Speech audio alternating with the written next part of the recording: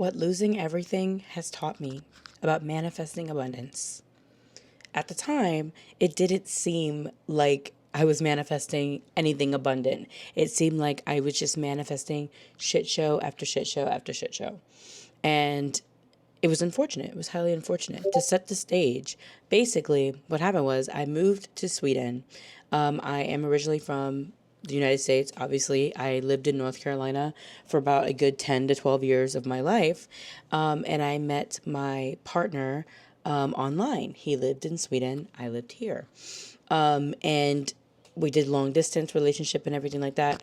Obviously, fast forward, I ended up getting married to him and we ended up having a baby. And I was just struggle busing here. And I just felt like our relationship was already rocky because of we were both raised in two different environments, and it just everything was just going to shit.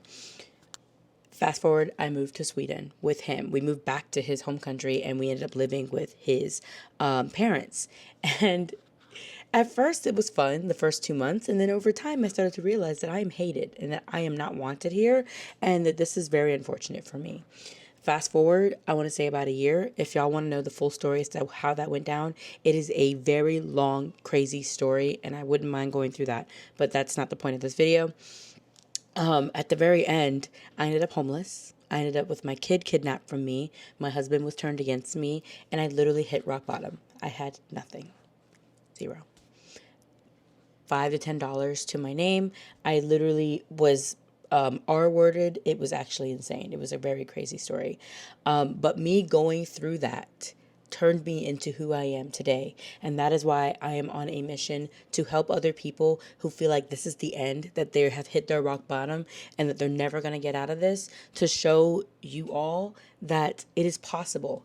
I'm somehow alive. I'm here. I have 4 beautiful children now, all with the same man.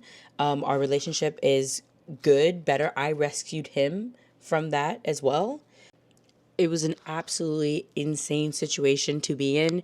And I get a lot of people now who ask me, how the hell did you survive that?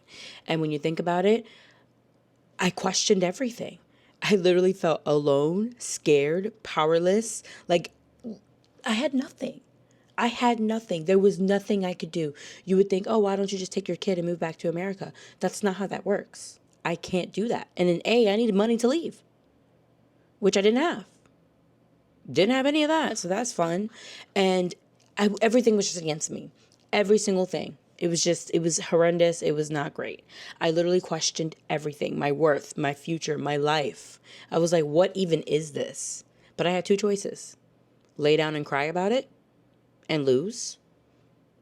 And then lose my daughter, even though, yeah, she was kidnapped from me, but like I was still fighting for her. Or climb out of this hole. Try your hardest to climb out of this hole. At this point, I had nothing else to lose. I had nothing to my name, nothing. What the hell am I going to lose now? You know? So I chose to climb. I chose to figure it out. That is when I really started to tap into spirituality and, my spirit team and my guides that I've always known at the back of my mind were there. But now was the time for me to start praying. Now was the time for me to start being like, bro, I need help. If anybody is listening to me, can you help me? And when I realized my mind had to change, my mindset had to change, that's when things started to move forward. When I started to think, I'm going to win this. It's the last thing I do. I'm going to win this. Even though you all have a huge advantage over me, because at the in there, I ended up having a huge disadvantage. I kept losing in the courts trying to win my daughter back because I didn't have a stable household. So I ended up losing. She couldn't live with me. My partner had a stable household. I didn't. I didn't have any money. So in theory, the best person for her to live with was them, even if they were abusive to me. I took small steps to reclaim my power. In my mind, I kept saying, I'm going to win this. I'm going to win this. I have no choice but to win this. And when you believe, obviously I'm here today, but when you believe I won, I didn't necessarily win in the courts, but I was able to rescue my husband because he was being, emotionally abused at home. And that's a whole different story. I can go into that if you would like me to. But I was able to rescue my husband and rescue my daughter. and we were able to make it back. When we moved back to America, my husband didn't come with me due to immigration laws. It was just me and my daughter. And when I came back, like, I had just been recovering from being at my lowest. And at the time of me moving back, all I could do was work. I had to put my daughter in daycare because it was just, I became a single mom in theory since he obviously couldn't come back. And I basically worked to put my daughter in daycare. Daycare at the time in 2016 was $600 a week. A week. I was a server at Olive Garden. So every dollar went right into putting my daughter into school. And I was like, what am I going to do? I was depressed. I was down. My husband was obviously still in Sweden. And everything, it just felt like continued to shatter. And over time, I started scripting. I started practicing scripting where I would write out how I wanted things to turn out. And over time, the more that I had script, the more things started to shift in my mind to where my subconscious was finally being like, huh, yeah. Like, that trend on TikTok, you know what? Hell yeah. Yeah. That was basically my mind over time. And that's when everything started to change and shift. Finally, I was able to score an apartment for me and my daughter. And my husband and I have been going through the immigration process again. And there was a situation where you need to have a sponsor for your partner to get in. And I had been rejected as a sponsor. I could not find anybody to be a sponsor for my husband. Every time I found someone who was willing to do it, it would somehow fall through to where they couldn't do it anymore. And it was just looking like we're doomed. We're basically doomed. Kid you not, at the very end, I was accepted as a sponsor. And literally 3 days later, after we had been going through the immigration process for about a year and a half at that point of me being separated. And would you know, a couple days later, he was granted to move back to America, and we moved into the apartment. I moved into the apartment, and I had been in the apartment for 2 days by myself, and my husband moved back to America, and we've been together ever since. Back together, everything is fine.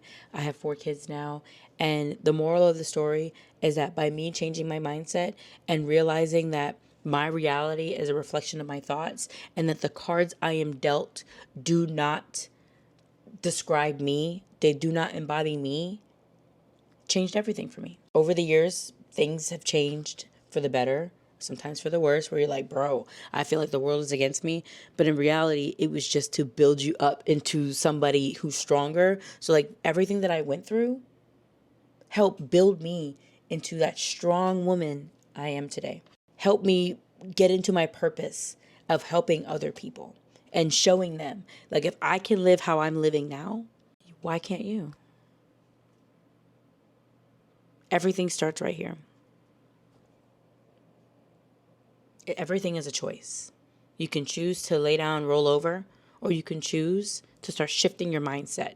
It doesn't have to be a complete shift, but you could do little things every day.